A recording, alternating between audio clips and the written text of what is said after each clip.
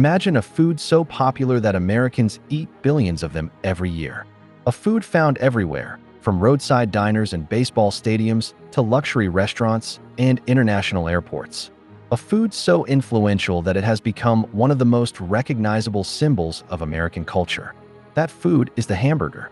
Today, Americans consume an estimated 50 billion hamburgers every year. That's more than 137 million burgers every single day. But despite its fame, the hamburger's origins remain one of the greatest mysteries in food history. Who invented it? Where did it come from? And how did a simple beef sandwich become a global icon? The answers take us on a journey across continents, through centuries of history, immigration, innovation, and entrepreneurship. This is the story of the burger in America. Our story begins not in America, but in Europe. Long before the hamburger became a sandwich, people in many parts of the world were eating minced or chopped meat. However, one city would eventually give the hamburger its name. That city was Hamburg, Germany. During the 18th and 19th centuries, Hamburg was one of Europe's busiest ports. Ships arrived daily carrying goods, passengers, and ideas from around the world. Among the foods commonly eaten, there was a dish known as the Hamburg steak. The Hamburg steak consisted of minced beef mixed with seasonings and formed into a patty. It was served on a plate, not inside bread. At the time, nobody could have imagined that this simple meal would one day inspire one of the world's most famous foods. During the 19th century, millions of Europeans emigrated to the United States in search of new opportunities. Many came from Germany. As they crossed the Atlantic, they brought their traditions, languages, and recipes with them. Among those recipes was the Hamburg steak. By the late 1800s, Hamburg steak had become a familiar item in many American restaurants. But somewhere along the way, something changed. Someone had the idea of placing the cooked beef between slices of bread. That simple decision transformed a meal into a portable sandwich. And that's where the mystery begins. Who actually created the first hamburger sandwich? The truth is that nobody knows for certain. Several towns and individuals claim the honor. One popular story points to Charlie Negreen, a teenager selling food at a Wisconsin fair in 1885. According to local tradition, customers wanted a meal they could eat while walking. Negreen supposedly flattened a meatball, placed it between slices of bread, and sold it as a sandwich. Another claim comes from Texas. Residents of Athens, Texas, argue that Fletcher Davis was serving hamburger sandwiches during the 1880s. Connecticut offers yet another candidate. Lewis Lassen, owner of a small lunch wagon in New Haven, is often credited with serving one of the earliest documented hamburger sandwiches in 1900. Even Oklahoma has its own version of the story. Unfortunately, historical records from that era are incomplete. As a result, historians have never reached a final conclusion. What most historians do agree on is that the hamburger sandwich likely emerged in the United States during the late 19th century, inspired by the German Hamburg steak. In other words, the hamburger may have German roots, but it became distinctly American. As America entered the 20th century, the country was changing rapidly. Cities were growing. Factories were expanding. Railroads connected distant regions. Workers needed meals that were quick, affordable, and filling. The hamburger met all those requirements. Street vendors sold them to factory workers. Small restaurants added them to their menus. Travelers discovered them in roadside eateries. The burger's popularity spread quickly. By the early 1900s, hamburgers were becoming a familiar part of American life. Yet there was a problem. Many Americans distrusted ground beef. Food safety standards were inconsistent. Some people worried about what was actually being put into their food. The hamburger needed a public relations makeover. That transformation arrived in 1921. In Wichita, Kansas, a small restaurant called White Castle opened its doors. White Castle would forever change the future of the hamburger. The founders understood that appearance mattered. Their restaurants were painted bright white. Employees wore clean uniforms. Customers could see their food being prepared. Everything about White Castle was designed to communicate cleanliness and trust.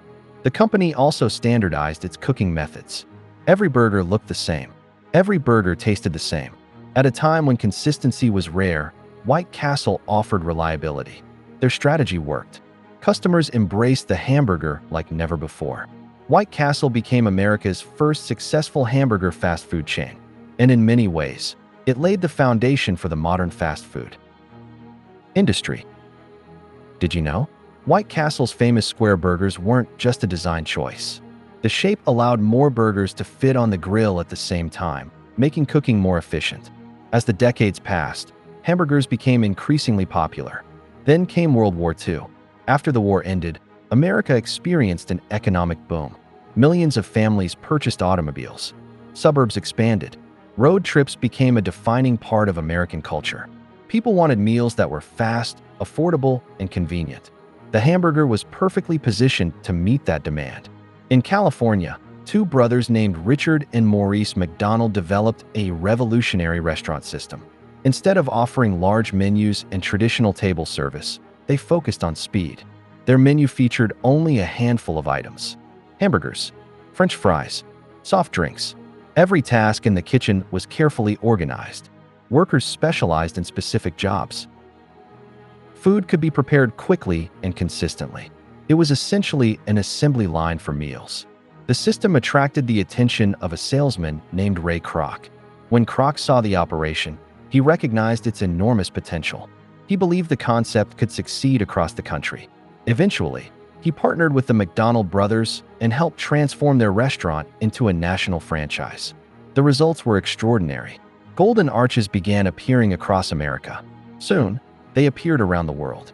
McDonald's didn't invent the hamburger, but it helped turn the hamburger into a global phenomenon. Of course, success attracts competition.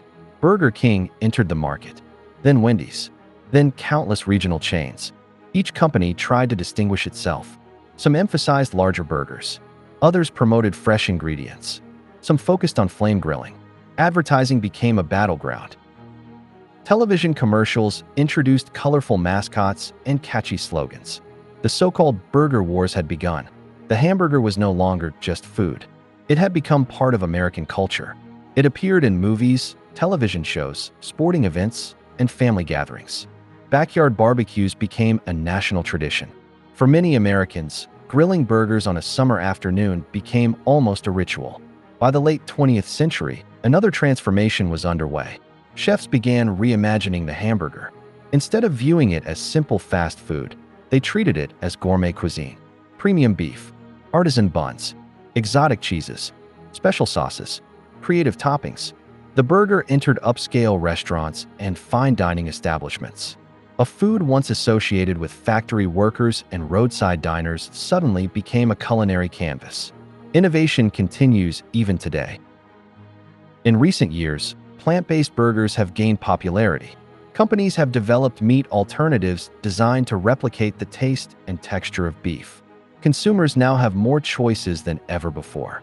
Classic cheeseburgers, bacon burgers, vegetarian burgers, chicken burgers, and countless local variations around the world.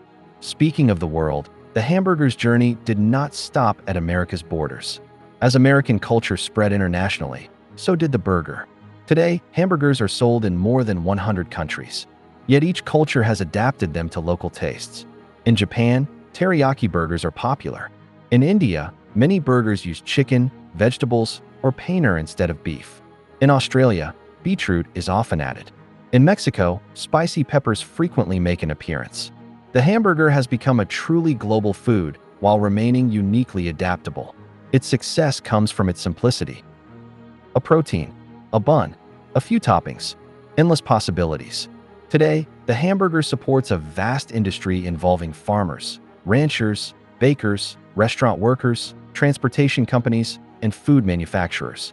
What began as a simple minced beef dish has become a major economic force. And yet, despite all this success, one question remains unanswered.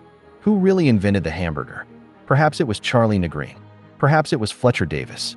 Perhaps it was Louis Lasson. Or perhaps several people developed similar ideas independently. The truth may never be known. But maybe that's what makes the story so fascinating. What we do know is that the hamburger represents far more than food.